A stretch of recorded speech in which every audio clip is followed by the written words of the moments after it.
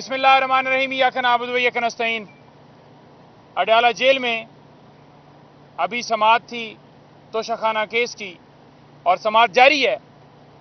अभी हम बाहर निकले हैं और समाअत के हवाले से जो जलसा कामयाब तरीन हुआ है उसके हवाले से जो खान साहब ने बात की है वो, और इसराइल ने वो एक इसराइल के हवाले से ये पूरा एक प्रोपेगेंडा जो किया जा रहा था, खान साहब ने इसराइल वाले मामले के ऊपर भी बात की है। और कुछ अंपायर्स की भी बात होगी कि कौन से अंपायर्स हैं और कौन से खिलाड़ी हैं जो ओपनर हैं और कौन इस वक्त कैप्टन बना हुआ है मुल्क के अंदर, और क्या माजरा इस वक्त चल रहा है। पहली बात यह है, केस की मैं अगर बात करूं तो आज तोशाखाना केस की समाअत थी। ये तोशाखाना का पहला केस नहीं है, ये तोशाखाना का चौथा केस है। कानून ये कहता है कोई जुर्म होता है तो उसके ऊपर एक कार्रवाई होती है, ये नहीं होता कि आप केस के बाद केस बना दें। अब आप देखें कि खान साहब और बीबी साहबा ने इसमें बेल के लिए अप्लाई किया, जज साहब ने जानबूझकर नोटिस कर दिए, फौरन फिर बेल दी जा सकती थी। उस दौरान जो ही इद्दत केस में बरियत हुई तो यहां पर गिरफ्तारी डाल दी गई, फिर उस गिरफ्तारी को भी जायज करार दे दिया गया। और अब आप ये देख लें कि आज वकील पेश हुए हैं सरकार के और वो क्या कह रहे हैं।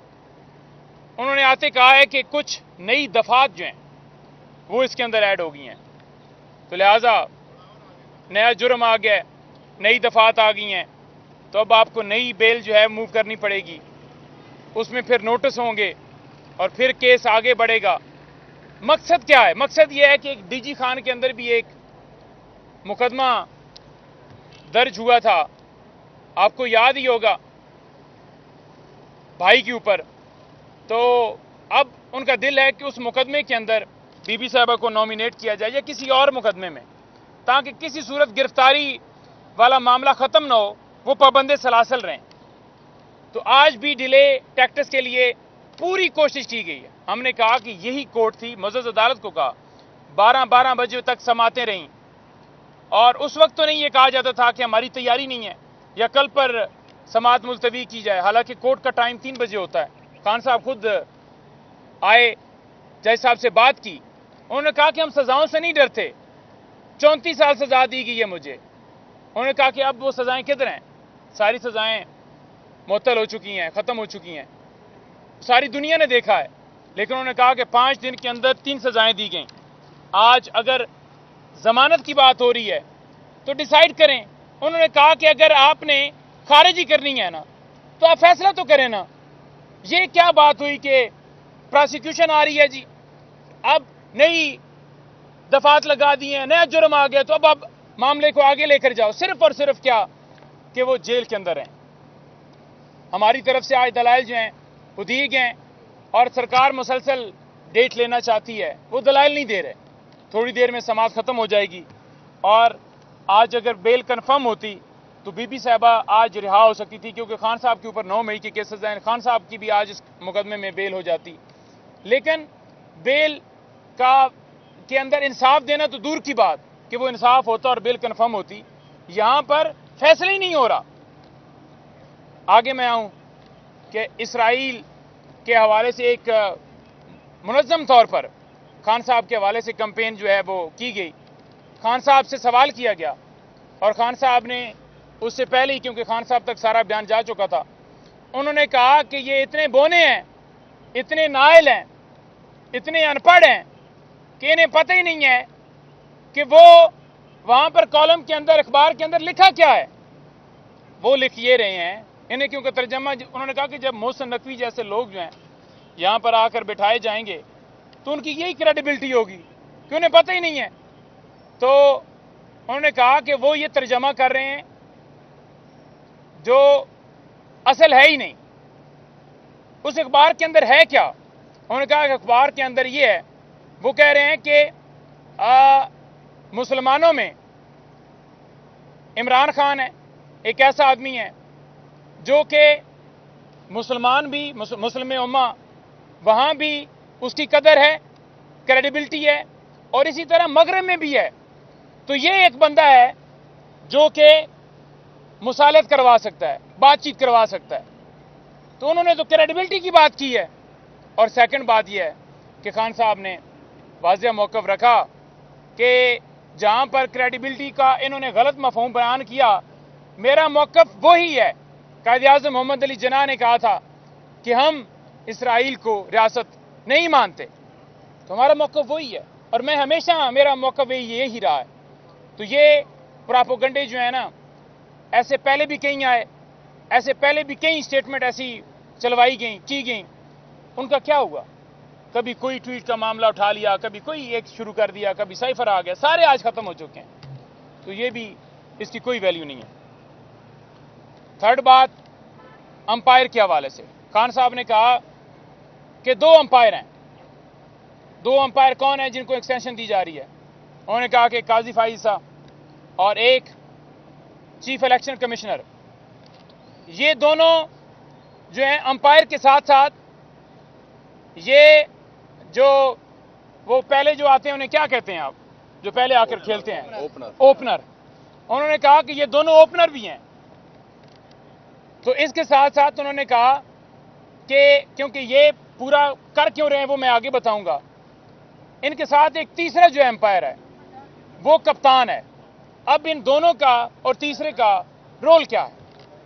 انہوں نے کہا کہ جو 8 فروری کو ڈاکہ ڈالا گیا, مینڈیٹ چوری کیا گیا, اس پر پردہ نہ اٹھے. انہوں نے کہا کہ 9 مئی جو سارا ہوا اس کے اوپر وہ سی سی ٹی وی فوٹیج سامنے نہ آئے, وہ سارا قصہ اوریجنل کون ہے مجرم وہ سامنے نہ آئے. اس چیز کو چھپانے کے لیے ان کو ایکسٹینشن دی جا رہی. اور تیسرا جس کا صرف کام ہے کہ پاکستان تحریک انصاف کے اوپر کریک ڈاؤن کرے, وہ ٹیم کا کپتان ہے. تو ایسے ہی انہوں نے لفظ استعمال کیا, ایسے میں آپ کے سامنے کہہ رہا ہوں کہ یہ ملک کے اندر ظلم و جبر جاری ہے. سوشل میڈیا کی آواز جو ہے آپ بند نہیں کر سکتے. یہ عوام کی آواز ہے, رائے ہے, آپ اٹھا رہے ہیں لوگوں کو, سارا کچھ کر رہے ہیں, یہ آواز ہے, اس آواز کو دبایا نہیں جا سکتا. 1971 کا حوالہ پھر انہوں نے دیا کہ اس وقت جو حال تھا اس وقت بھی پاور کے لیے کیا جا رہا تھا, آج بھی وہی کیا جا رہا ہے. ملک کو بچایا جائے, ملک کا خود سوچا جائے. آج معیشت کہاں پر چلی گئی, آج ادارے کہاں پر چلے گئے ہیں. اینڈ پر میں بات کروں گا جلسے کے حوالے سے. خان صاحب سے میں نے جلسے کے حوالے سے تمام حقائق ان کے سامنے رکھے کہ اس طرح ہمیں رات کو اجازت ملی, اس طرح جو ہے جلسے کے اندر عوام پہنچی, اس طرح کے پی سے, جی بی سے, اے جے کے سے, سندھ سے, بلوچستان سے, پنجاب بھر سے, لاہور سے, اسلام آباد سے, ہر جگہ سے قافلے گئے.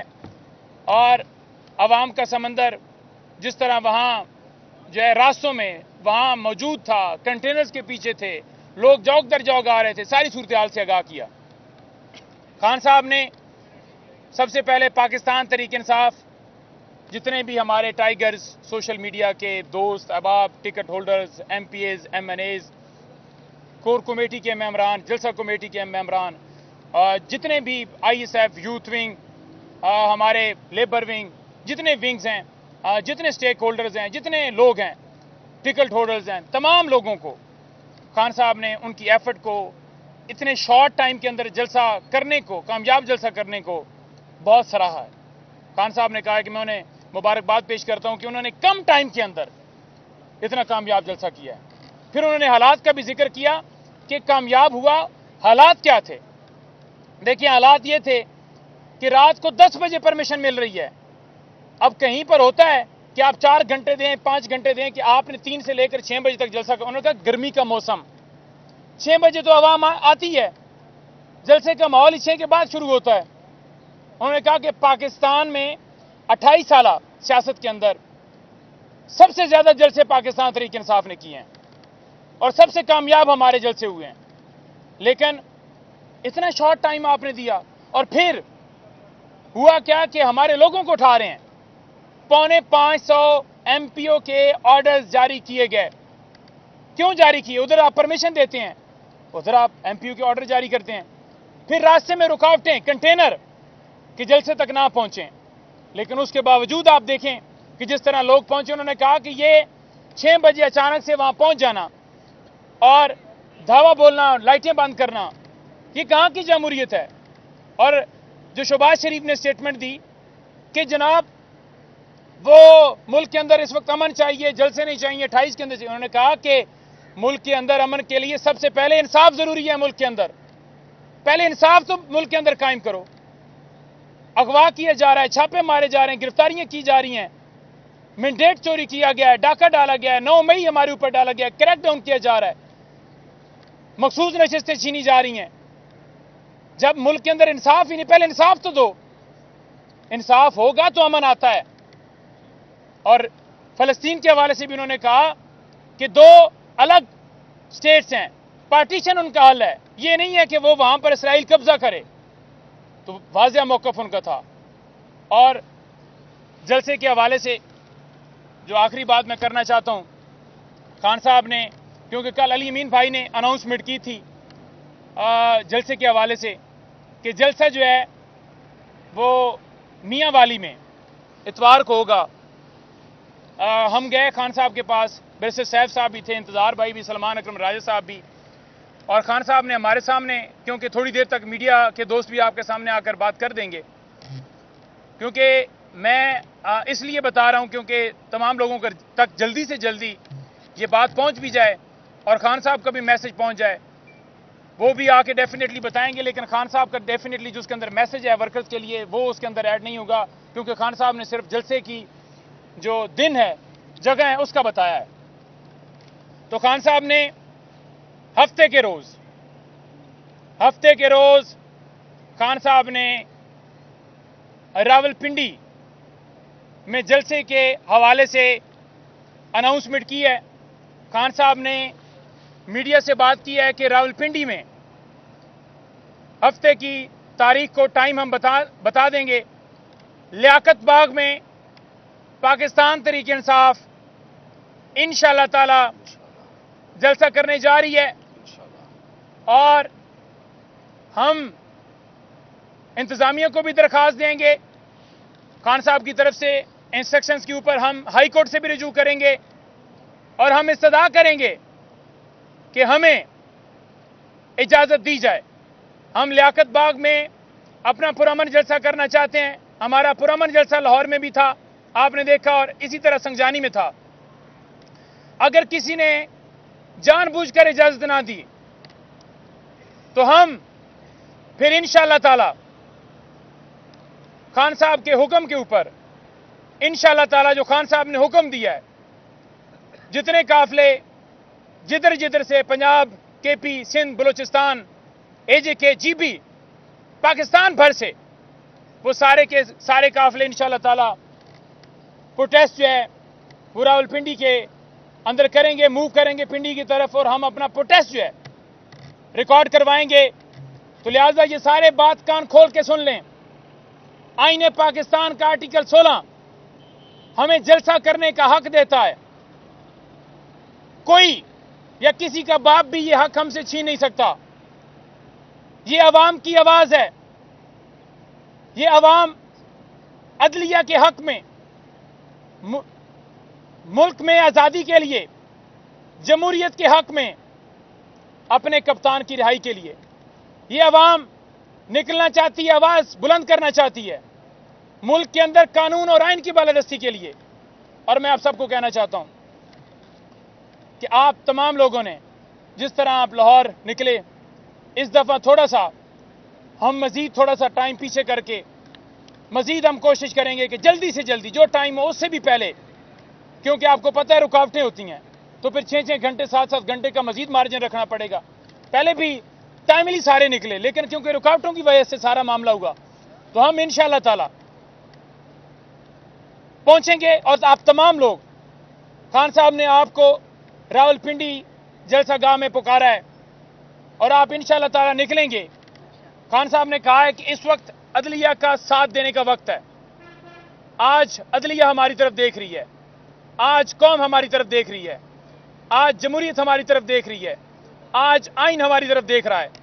تو آپ نے ہر صورت آئین، قانون، جمہوریت کی آزادی کے لیے آپ نے راولپنڈی پہنچنا ہے. اور اس کے بعد، راولپنڈی کے بعد اگلا جو لائے عمل ہے وہ ڈیفینیٹلی علی امین بھائی، پارٹی ساری ڈسکشن ہوگی، کیونکہ یہ اناؤنسمنٹ خان صاحب نے کر دی تو مجھے آپ کو یہاں پر بتانا پڑا اور میسج دینا ضروری تھا، تو وہ آپ کو آ جائے گا۔ اگلا جلسہ اس کے بعد اناؤنس کہاں ہوگا، اس کے حوالے سے آپ کے سامنے ترتیب آ جائے گی انشاءاللہ تعالی۔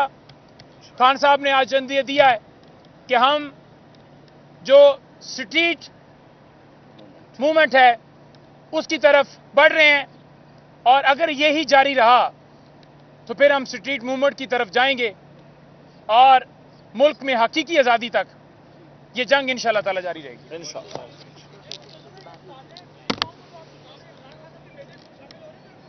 جی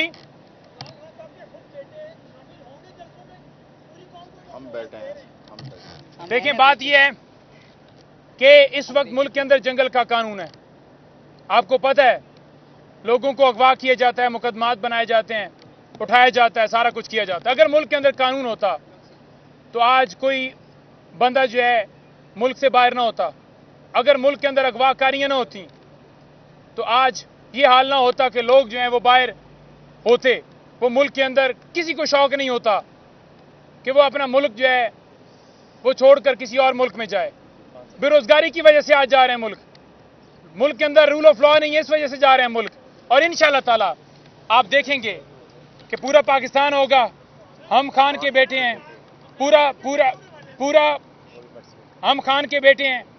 یہ ملک جو ہے، یہ پورا ملک جو ہے، اس ملک کی 80-90% عوام جو ہے خان صاحب کو ایز اے فادر ٹریٹ کرتی ہے کہ ہمارے باپ ہیں، وہی ہیں جو ہمارے ملک کو آگے لے کر جا سکتے ہیں۔ بہت شکریہ۔